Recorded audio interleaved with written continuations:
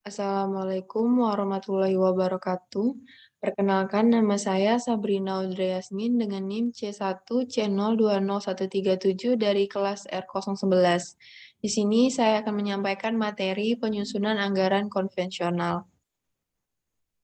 Untuk pendahuluan, metode pengharga pokokan tradisional atau traditional costing atau pengharga pokokan konvensional atau conventional costing terbagi atas metode pengharga pokokan penuh dan metode pengharga pokokan variabel. Metode pengharga pokokan penuh atau full costing disebut juga dengan metode pengharga pokokan fungsional atau functional costing. Karena dalam metode ini biaya atau beban digolongkan berdasarkan fungsi yang terdapat dalam organisasi. Metode pengharga pokokan variabel atau variable costing disebut juga dengan metode pengharga pokokan langsung atau direct costing. Dan metode ini biasanya hanya digunakan pada akunting manajemen atau managerial accounting. Pokok bahasan yang akan saya bahas yang pertama yaitu perbedaan pengharga pokokan penuh dan pengharga pokokan variabel. Yang kedua, pengertian biaya variabel dan biaya tetap. Ketiga, metode pemisahan biaya semi variabel. Keempat, langkah penyusunan anggaran biaya produksi. Dan yang kelima, penyusunan anggaran konvensional.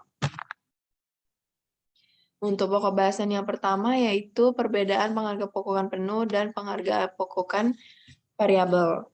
Untuk menurut metode pengharga pokokan penuh, yang pertama, harga pokok produk meliputi biaya bahan baku, biaya tenaga kerja langsung, variabel dan tetap, serta biaya overhead pabrik atau BOP, variabel dan tetap. Yang kedua, biaya periode adalah seluruh biaya yang bukan biaya pabrik atau biaya bahan baku, biaya tenaga kerja langsung, dan biaya overhead pabrik.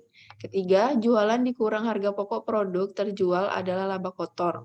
Keempat, biaya digolongkan berdasarkan fungsi organisasi, yaitu biaya pabrik, biaya penjualan, serta biaya administrasi dan umum. Kelima, digunakan untuk akunting keuangan dan akunting manajemen. Yang keenam, dari segi anggaran hanya digunakan untuk menyusun anggaran tetap. Sedangkan menurut metode pengharga pokokan variabel, yang pertama, harga pokok produk hanya meliputi biaya bahan baku, biaya tenaga kerja langsung variabel, dan biaya overhead pabrik variabel. Kedua, biaya periode adalah seluruh biaya tetap, baik biaya tetap yang terjadi di pabrik maupun yang terjadi di luar pabrik.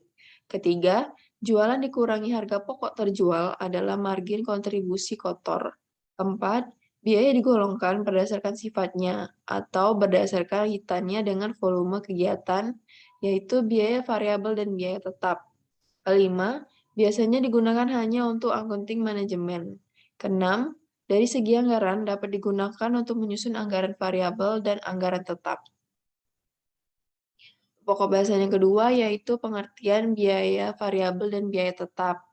Untuk biaya tetap atau fixed cost adalah biaya yang jumlahnya tetap dalam kisaran volume kegiatan tertentu, tetapi biaya tetap per unit berubah bila volume kegiatan berubah. Sedangkan biaya variabel atau variable cost adalah biaya yang jumlahnya berubah sebanding dengan perubahan volume kegiatan. Tetapi biaya variabel per unit tetap walaupun volume kegiatan berubah. Untuk yang ketiga yaitu metode pemisahan semi variabel. Yang pertama ada metode perkiraan langsung atau direct force method digunakan apabila perusahaan mempunyai data historis tetapi tidak dapat dipakai untuk masa yang akan datang atau perusahaan baru berdiri sehingga belum mempunyai data.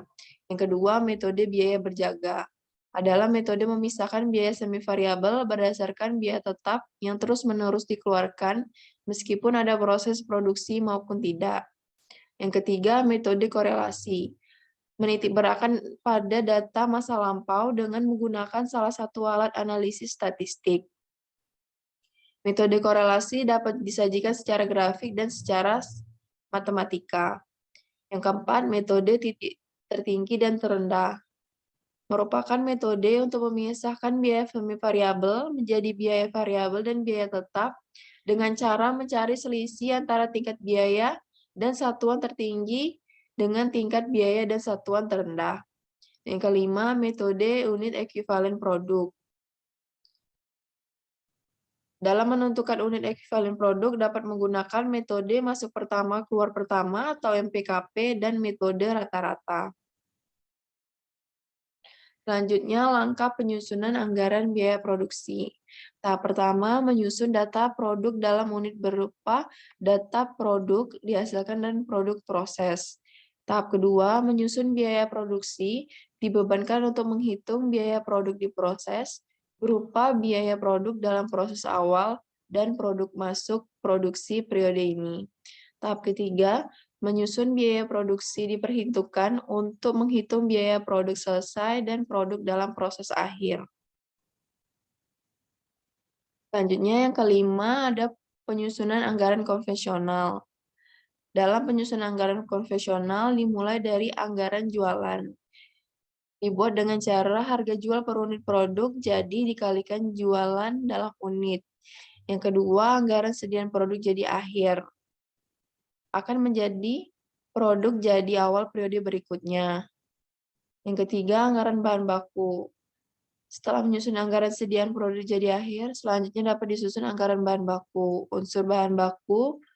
Unsur anggaran bahan baku ada 3, yaitu anggaran biaya bahan baku, anggaran biaya tenaga kerja langsung, dan anggaran biaya overhead pabrik. Yang keempat, ada anggaran sediaan produk dalam proses akhir. Dihitung dengan cara sediaan produk dalam proses akhir dalam unit dikalikan dengan tingkat penyelesaian, dikalikan lagi dengan masing-masing biaya atau harga pokok per unit. Yang kelima, anggaran beban usaha variabel. Dihitung dengan cara jualan dalam unit dikali biaya usaha variabel per unit. Keenam, anggaran laba rugi.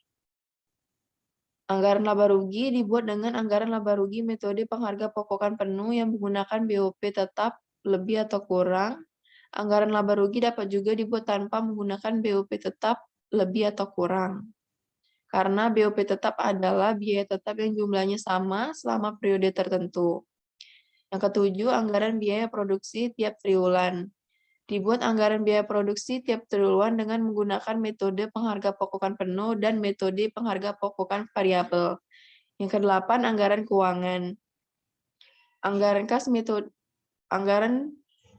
keuangan disusun setelah anggaran operasional, anggaran kas metode langsung, anggaran neraca metode penghargaan pokokan penuh, anggaran bangunan dan alat, anggaran neraca metode pengharga pokokan variabel, selisih sediaan antara metode pengharga pokokan penuh dengan pengharga pokokan variabel. Yang kesembilan, perbandingan anggaran laba rugi angkuting tradisional dengan angkuting bahan terpakai. Angkuting bahan terpakai adalah cara penentuan tiket uang yang dihasilkan dari suatu perusahaan melalui penjualan bahan yang terpakai. Baiklah, sekian materi yang dapat saya sampaikan. Mohon maaf bila ada kesalahan. Saya akhiri. Wabillahi taufiq wa hidayah. Wassalamualaikum warahmatullahi wabarakatuh.